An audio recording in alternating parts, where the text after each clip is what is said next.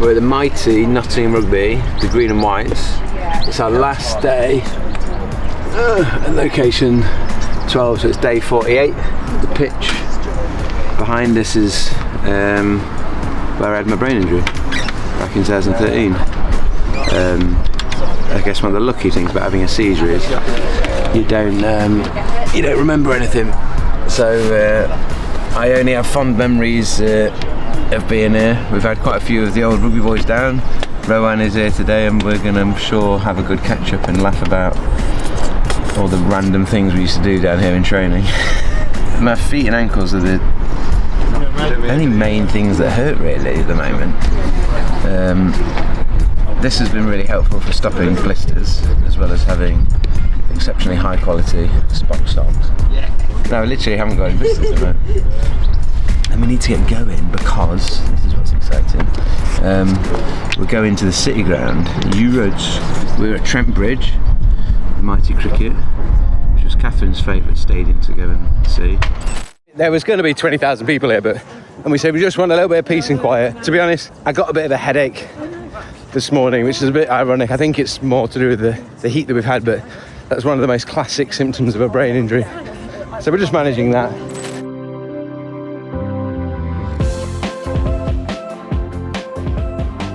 What time do you want? 48. Come on, 48, let's go!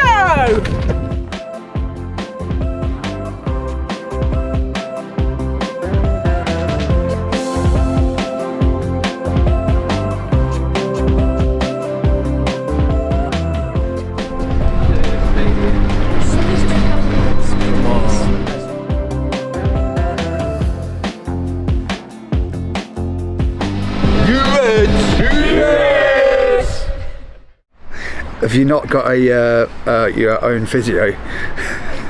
Joycey? Yeah, there she is. No, we were like, what would be your day rate? It's like, to do something, to take him away from his job, it'd be like 400 or 500 quid. So then you're like 40, 50 grand. Yeah. And then have a look in there, where's he going to sleep? So then you've got to have another van. Yeah. And then you're like, how much are you in for? I don't know. The lucky thing about having a seizure is you don't remember anything, but somewhere on this training pitch, in playing touch, in a warm-up before training, 2013, I just had a lot of bad impacts earlier on in my career, like years before, and my brain unfortunately was in a, let's say, a vulnerable state, and it didn't take much, and it triggered a seizure.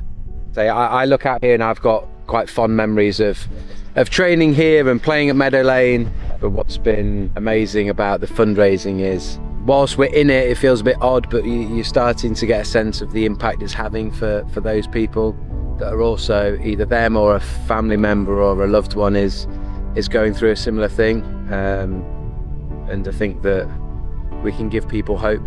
And even if someone's had a brain injury that's significantly worse and maybe they never ever get better. There's been some of those stories where someone is in a state where it's never going to get better. But with raising awareness and money for the charities, we can at least make what life they've got left as a little bit easier or a little bit more meaningful, or just try and make something a little bit better. We're halfway through day 50. And halfway means Mrs. J's on the dinner.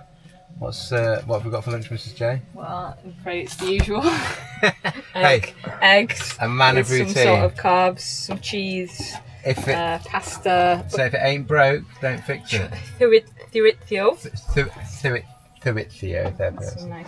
Little 8-year-old Sammy came with his mum and has made a poster for us. How epic is that? We got warned, didn't we, about halfway point that it might be slightly depressive. Yeah. In that, like, you're excited about being halfway, and then you're like, you've got 50 more days to do. I think having had that heads up, it has been really useful, because I do think there is a little bit of overwhelm when you go like, it feels ages since we started, and we've got to do that again. A month ago is like day 20. We've come a long way since then.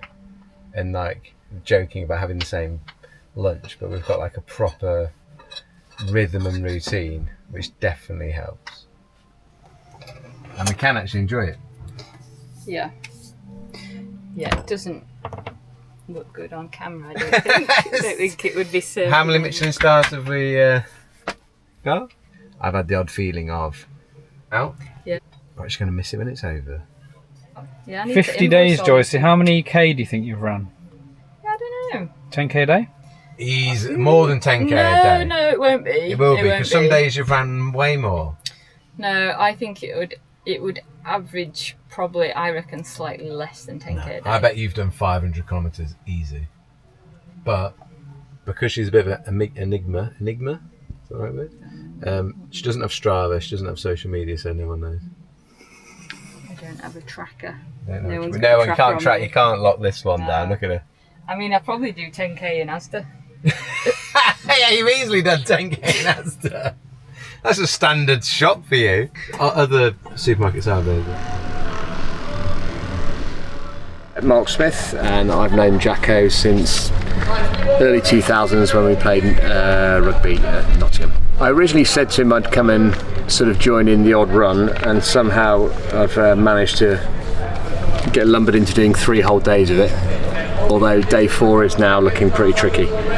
How he's done 55 of them, I have no idea, because my Achilles is broken after doing 3 days of it, but just giving him some moral support, really.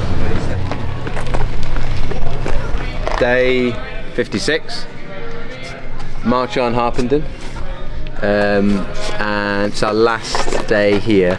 Smithy's on Thankfully, it's your last day. Smithy's on day 4. The haters say he's done every day with us, every 50k every day whilst we've been here.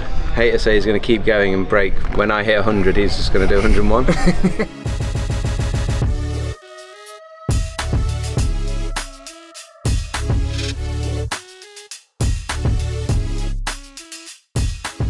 Day 56, 24 days from breaking a world record. It's our last day in Harpenden, and we have made a big mistake.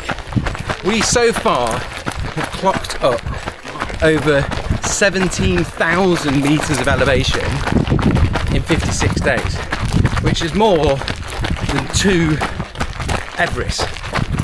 You do a 10k loop and you might have less than 100 metres of elevation and it might feel relatively flat, but when you do that 5 times, on average we're clocking up 300 metres of elevation in a day, which on its own doesn't seem too crazy, but in 3 days that's nearly 1,000.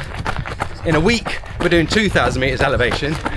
We're going to be over 30,000 metres of elevation in total, and that is not something that we were hoping for.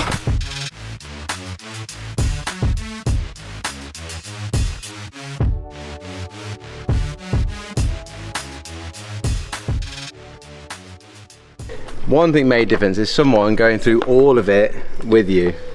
First person to do 4 days. That's why I'm now to go in here. And then now we're going to give him some special treatment from Regenify on his Achilles. That now doesn't work. It's all part of the service. We'll break you and we'll put you back together. We are Regenify. This is a grounding bed. Apparently there's only 5 of these in the UK or in the world. Expensive bit of kit. But electrodes for your hands and feet, and then you get this rush of electrons to reduce oxidative stress. This is the day they very kindly just gave it us for free to help with recovery. And I, hand on heart, honestly say, I did 2 of the day 1 and day 2 we came here. Day 3 I had a massage, and this is day 4, coming to use it for the 3rd time. Yeah, I feel less pain in my feet and Achilles, which was where my most painful, and just had more energy at the end of the day. I never had like a big, like, normally each day you have like a, so it comes recommended by me. You got to try these things, haven't you?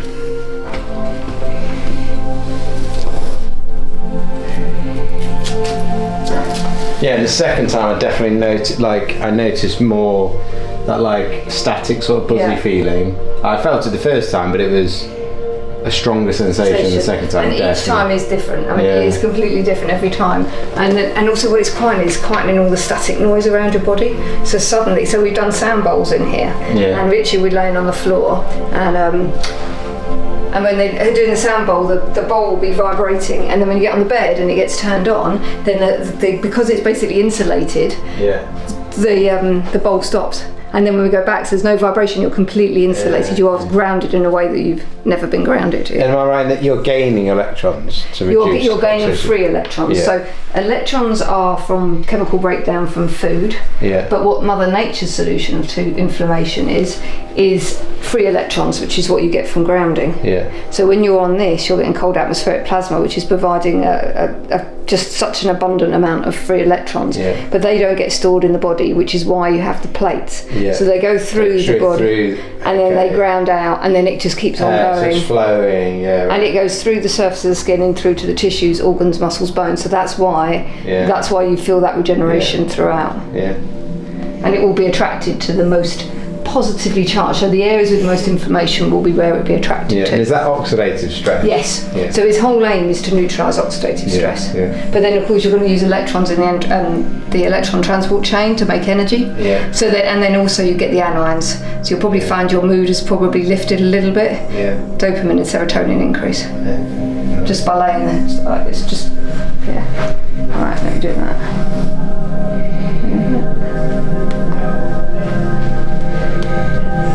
Relax. System start.